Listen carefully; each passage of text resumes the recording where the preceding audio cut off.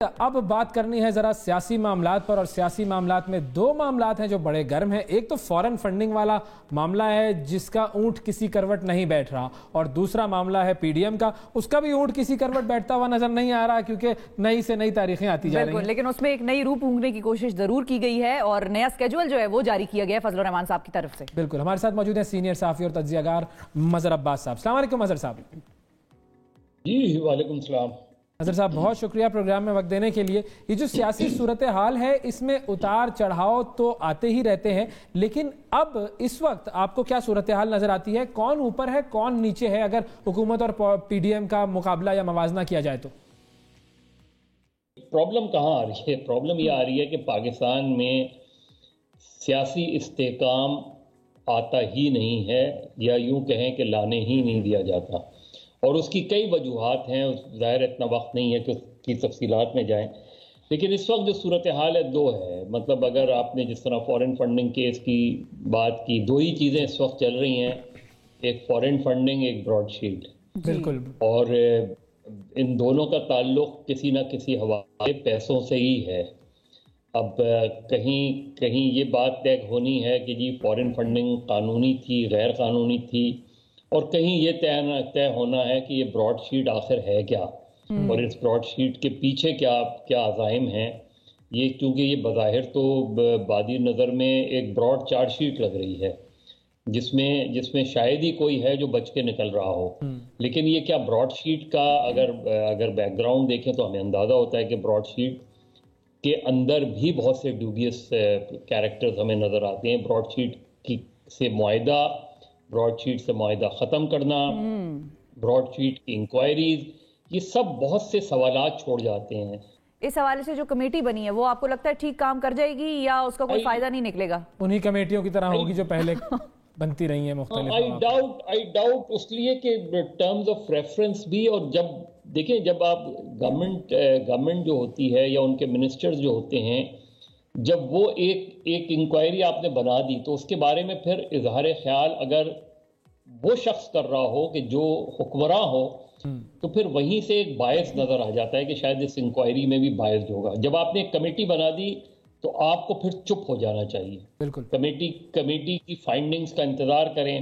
Committee کے terms of reference ابھی نہیں آئے سامنے، پتہ چلے گا کہ یہ کمیٹی جب کون سے جج اپوائنٹ ہوں گے، سربراہ ہوں گے، کس طرح کی، کیونکہ یہ کوئی 4-5 سال پرانی کہانی نہیں ہے، یہ 1999 سے کہانی ہے، جب نیب بنی، جب براڈ شیٹ 1 سال بعد جنرل امجد چلے گئے، پھر براڈ شیٹ کی انکوائری ہوئی، تو ایک طویل ہے، لیکن دیکھنا یہ ہے کہ اس کو کتنا وقت دیتے ہیں انکوائری کی اور کس حد تک ہوتی ہے۔ جہاں تک فورن فنڈنگ کا معاملہ ہے، دیکھیے فورن فنڈنگ میں دو چیزیں ہیں۔ اب ابھی کچھ دنوں پہلے عمران خان صاحب نے یہ کہا کہ جی اس کی لائیو کوریج ہونی چاہیے فورن فنڈنگ کی، چیلنج دیا انہوں نے، کروا لیں لائیو کوریج۔ حالانکہ اس سے پہلے یہ کہہ رہے تھے، اور کل بھی میں فواد چودھری صاحب کو سن رہی تھی 1-2 دن پہلے، وہ یہ کہہ رہے تھے کہ اس لیے نہیں ہم منع کر رہے تھے کہ لائیو کوریج ہو، کیونکہ جو ڈونرز ہیں ان کی ڈیٹیلز اور ان کے اکاؤنٹ نمبرز وغیرہ پھر پبلک نہ ہو جائیں، لیک نہ ہو جائیں۔ تو فواد چودھری صاحب کا موقف کچھ اور تھا ابھی تک بھی۔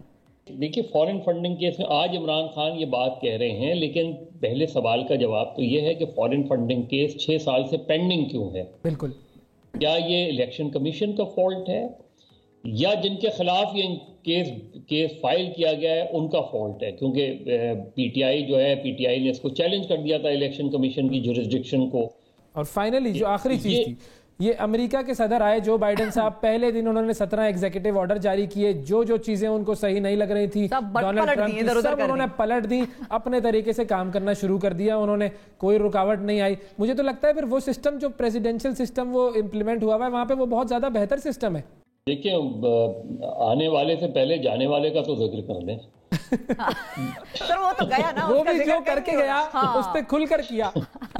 ہاں وہ چلا گیا، اس نے پاکستان کی تحریکوں کی یاد تازہ کر دی۔ دیکھیے اس دن کیپٹل ہل اور الیکشن کمیشن آف پاکستان کے باہر کا منظر ایک جیسا تھا۔ جی ہاں بالکل، وہاں نیشنل گارڈز حفاظت کر رہے تھے، یہاں گارڈز حفاظت کر رہے تھے، تو ہم نے کم سے کم ہم ایک پیج پر تو آئے نا۔ بالکل، لیکن میں یہ کہہ رہا ہوں کہ وہ سسٹم دیکھیں کہ وہ آیا، اس نے کام کرنا شروع کر دیا، آپ نے آرڈر جاری کیے، لیوریج ہے اس کے بعد، یہاں روتے رہتے ہیں سب لوگ۔ काम ही नहीं करने दे वो जो वहाँ जो था वो 4 साल वहाँ जो उसको टर्म के एरा को डिस्क्राइब किया जा रहा है वो एक टर्मोइल था जी। It was an unusual rule in a sense कि लोग एक्सपेक्ट नहीं कर रहे थे कि ट्रम्प जो है वो इस तरह की कोई किसी भी दिन उठ के कोई भी एक नया एग्जीक्यूटिव ऑर्डर पास हो जाता था और लोग मुश्किल में आ जाते थे। तो वो जो एक स्मूथ सिस्टम चल रहा था उसके अंदर क्रैक्स आ गए और वो रियलाइज हुआ उस सूरत में कि ये एक ऐसा शख्स आ गया है कि जो कुछ भी कर सकता है। बिल्कुल। फ्रॉम दी नॉर्मल प्रोसीजर लोगों को तो ये भी खदशा था कि कहीं किसी दिन वो न्यूक्लियर बटन दबा दे। बिल्कुल। चाहे वो ईरान पर हो चाहे कहीं भी हो। इवन आखिरी दिनों में भी ये जो इम्पीचमेंट की बात आई वो इसीलिए आई कि उन्होंने एक तरीके से ये कहा कि he has become a security risk. अब बाइडेन ने जो ऐलान किया है, देखिए उसने वहाँ चीजें अंडू होती हैं वो भी एक कानूनी तरीके से होती हैं और जो चीजें एग्जीक्यूट होती हैं या इन्फोर्स होती हैं वो भी कानून से बालातर नहीं होती। हमारे यहाँ है एक एक्स्ट्रा जुडिशियल सिस्टम। हमारे यहाँ पहले काम करते हैं उसके बाद कानून साजी करते हैं। हमारे यहाँ पहले आप देख लें जिस तरह एक्स्ट्रा जुडिशियल किलिंग्स हैं हमारे यहाँ, एक्स्ट्रा जुडिशियल फैसले हो जाते हैं हमारे यहाँ चीजें ऑर्डिनेंस के थ्रू आती हैं। तो इसलिए वहाँ एक टर्मोइल आया, लेकिन चूंकि सिस्टम स्ट्रांग था तो उस सिस्टम ने उसको ओवरकम कर लिया। बिल्कुल ठीक है। बहुत शुक्रिया अदा करेंगे। मजहर अब्बास साहब हमारे साथ मौजूद थे और सियासी तज्जिया दे रहे थे। बिल्कुल मजेदार बातें होती हैं मजहर साहब के साथ जब भी होती हैं।